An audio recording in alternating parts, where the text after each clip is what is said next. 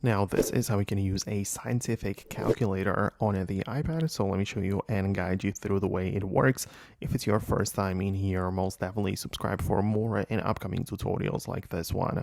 Okay, so the scientific calculator is part of the default calculator, and the actual calculator app has only been added to the iPad in iPad OS 18. So make sure that you generally run the iPad on the latest version, but then you should be able to find it on your device. Start browsing the regular calculator, and if you want to switch to the scientific mode, tap the button in the top right corner where more options are going to appear. So naturally, we have the scientific button right away, so you can see when you tap there, much more buttons appear next to just the regular numbers. So, that is the point of a scientific calculator. But you also have other things like the conversions, where you can convert between currencies and some other metrics.